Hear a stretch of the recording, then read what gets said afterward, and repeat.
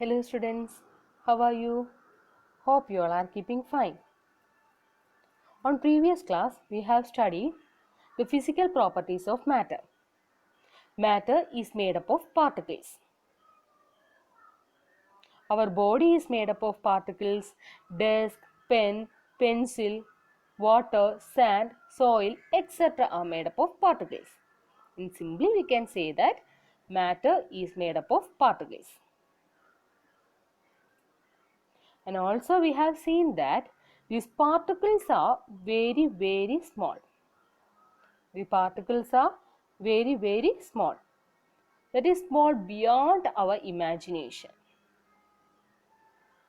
Once more, matter is made up of particles. These particles are very small, that is beyond our imagination. Today we will study about the characteristics of particles of matter. Today we will study about the characteristics of particles of matter. The first character is particles of matter have spaces between them. First one is particles of matter have spaces between them. On previous class we have looked on two activities. That the first activity, are you remember the first activity? First take a beaker and fill it with water and add some sugar or salt in it and stir it well. After some time, the sugar particles disappear. We can't see the sugar particles. What is the reason? I already explained that there is a space between the particles of water. There is a space between the particles of water. Then the particles of sugar get into the space between the particles of water. The particles of sugar get into the space between the particles of water. This shows that the particles of matter have large spaces. This shows that there is a large space between the particles of matter. Okay. The first one is the particles of matter have large spaces between them. The second one is particles of matter are continuously moving. Particles of matter are continuously moving. That is moving in all directions. These particles are moving in all directions. Sometimes when a beam of sunlight enters a dark room through a small hole, we can see a tiny dust particles suspended in air, which are moving in a zigzag movement. Okay? The movement of particles which can be understood by the activities which given in your textbook. We move on the third activity that given in your textbook. Take an incense stick or agarbattis and place it in the corner of the classroom. And smell this stick. How close do you have to go near it so it gets smell? And before lighting the stick, we can only smell when we stand near the stick. Okay? Then light the stick and note the observation. Then light the stick and note the observation. All of you look on that note. When you light the incense stick, its smell spreads quickly. When you light the incense sticks, its smell spread quickly and you can get its smell even sitting at a distance from it. When you not lighten the incense stick, you cannot get the smell even sitting at a distance. Okay?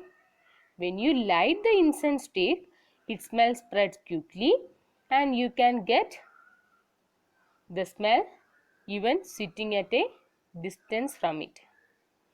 This observation shows that the particles of matter are not stationary. Stationary means it remains rest. It doesn't move. Okay. Stationary means it remains rest. It doesn't move. But in the case of particles, it is not stationary. It can move continuously and in all directions. Okay. This observation shows that the particles of matter are not stationary, but they are continuously moving in all directions. Okay. A moving object possesses kinetic energy. A moving object possesses kinetic energy. All moving body possess kinetic energy. If an object that can be placed at a height, it possesses potential energy. Okay. When an object placed at an height, then it possesses potential energy. All moving object possess kinetic energy. Then these particles are continuously moving, then these particles possess kinetic energy. Okay. Then when the ice is to be heated, what happened? When ice is heated, the temperature of the ice increases and then the ice changes to water. Ice melts to water. Then solid changes into liquid state. What is the particle arrangement in solid and liquid state? In solid state, the particles are closely arranged. There is no space between the particles. But in the case of liquid, there is a space between the particles. Okay. In solid, there is no space between the particles, but in the case of liquid, there is a space between the particles. Likewise, as the temperature increases, the space between the particle increases. Okay, the temperature increases, the space between the particle also increases. As a result, the movement of the particle increases. The particles move very fastly. As the temperature increases, the space between the molecule increases and also the particles move very fastly. As a result, the kinetic energy also increases. The kinetic energy also increases. Once more, as a result, as the temperature increases, the space between the particle increases. The particles move very fastly and as a result, kinetic energy is also increases. Okay.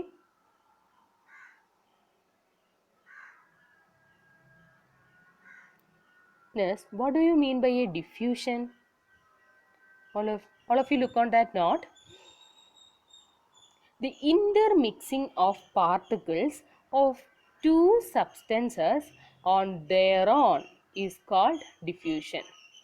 The intermixing of particles of two substances of their own is called diffusion. For example, water mixed with sugar and lemon juice.